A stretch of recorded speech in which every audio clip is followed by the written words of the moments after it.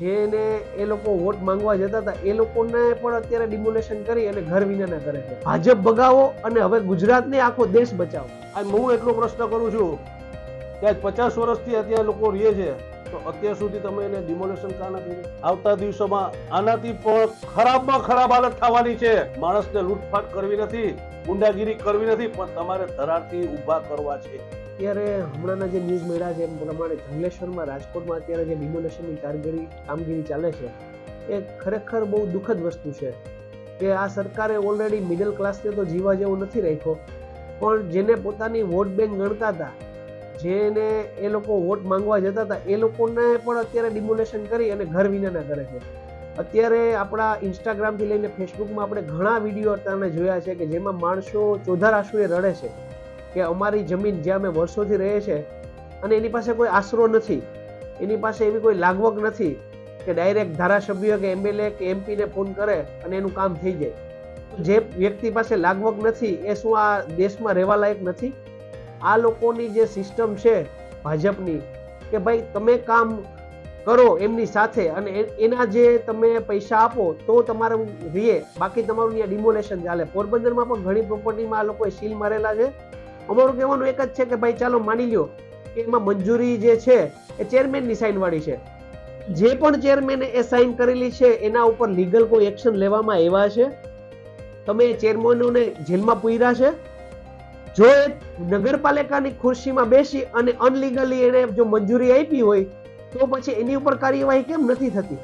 અને જે લોકોના કરોડો રૂપિયા રોકાયેલા છે એમને આજની તારીખે પણ એમ કહેવામાં આવે છે કે ભાઈ અમારી બોડી આવશે તો કામ થઈ જશે. એનો મતલબ શું કે અમારી બોડી આવે એટલે તમે પાછા પૈસા આપો એટલે તમારું ઓકે કરી દેશું, વળી પાછું અમને મન થાય ત્યારે પાછી નોટિસ મારી દેશું.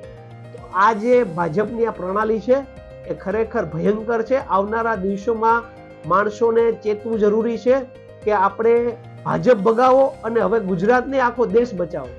રાજકોટમાં જે ડિમોલેશન ચાલુ છે એ હકીકતે એક દયનીય હાલત કહેવાય પબ્લિકની. નાના માણસો બિચારા આજ ટકેટકનું કરવાવાળા એ લોકો પોતાની રોજીરોટી માટે અત્યારે ફાફા મારે છે.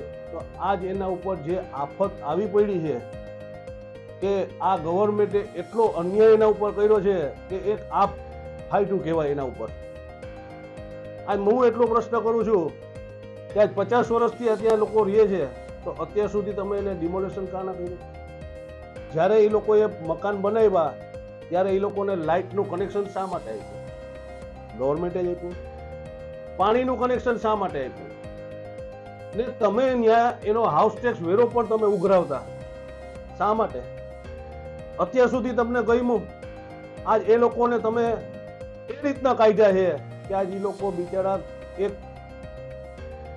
ટકે ટકનું કરવા વાળા ત્યાં અત્યારના ઘર ગોતો જાય. આજ તમે 10 મિનિટ તમે વિચાર કરો કે એ ઠેકાણે આપણે હોય તો આજ બાળકો, વડીલો, આજ બીમાર વડીલો હોય મોટી ઉંમરના ક્યાં જાય? અને પોરબંદરમાં પણ આવતા દિવસોમાં આનાથી પણ ખરાબમાં ખરાબ હાલત થવાની છે. આ પોરબંદર વાસીઓને હું કહું છું કે નાના માણસોને જેને જેને નોટિસ મળી, આજ નગરપાલિકા શું કામે છુપાવે છે? જેને નોટિસ મળી છે એના માટે કેમ નથી જાહેર કરતા કે અમે આ ઠેકાણે ડિમોલેશન કરવાના? કારણ કે ચૂંટણી માથે છે.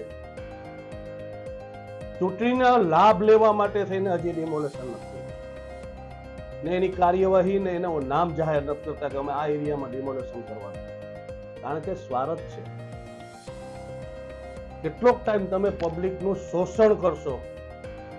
આ ભગવાન પર રાજી નથી. આ તમે જે કરી રહ્યા છો એ ખરેખર પાપના પોટલા બાંધો છો. ઉદ્યોગોને મફતના ભાવે તમારે દેવી છે જગ્યા, તો આ 50 વર્ષથી આ બધા રહે છે તેમના પરિવાર સાથે, એને શા માટે કાઢો છો? એને ટોકન દરે તમારા જંત્રી ભાવે જે કંઈ ચાર્જ થતો હોય એ લોકો પાસે લઈ ને કાયમી વસવાટ કરી દો ને પોરબંદરમાં પણ હું આ કહું છું કે પોરબંદરમાં પણ તમે આવતા દિવસોમાં ડેમોલેશન કરવાના છો તો એ ડેમોલેશન ના કરો. એ લોકોને જેને તમે નોટિસ આપી છે એને કાયદેસર કરી દો તમારી જંત્રી ભાવ લઈને કે એ લોકો પોતાનું ગુજરાન ચલાવી શકે. નકર આ પોરબંદરમાં હિજરત તો ચાલુ છે, સુસાઇડ ને લૂંટફાટ તરફ તમારે એને મોકલવા છે. માણસને લૂંટફાટ કરવી નથી, ગુંડાગીરી કરવી નથી, પણ તમારે ધરારથી ઊભા કરવા છે. આજ એ લોકો મહેનતથી કમાય છે, પોતાનું ગુજરાન ચલાવે છે, શા માટે તમે એને હેરાન કરો છો? આજ પોરબંદરમાં ઉદ્યોગો ને મોટી મોટી કોલેજો એ લોકોએ જગ્યા વાળી લીધી છે, તો કાં ત્યાં તમે નથી નોટિસ મારતા? કાં એનું તમે ડિમોલેશન નથી કરતા? કારણ કે ત્યાં તમારા પગ નીચા પડી જાય છે, ત્યાં તમારી સરકાર એની સાથે છે. ગરીબ માણસોનું કોણ? ફક્ત ઉપરવાળો. બાકી રાજકારણ કરવું હોય તો બીજે પણ થાય. ગરીબ માણસોની બદદુઆ ના લ્યો. હું તમને હજી હાથ જોડીને કહું છું કે આ હકીકતે તમે બ્રેક મારો. આ ગરીબ માણસોની બદદુઆ ના લ્યો ને એને હેરાન ના કરો. આ બિચારા અપંગ લોકો ને બીમાર લોકો ક્યાં જાશે? રોજ નવા અપડેટ્સ જોવા માટે અમારા પેજને ફોલો કરવાનું ભૂલશો નહીં.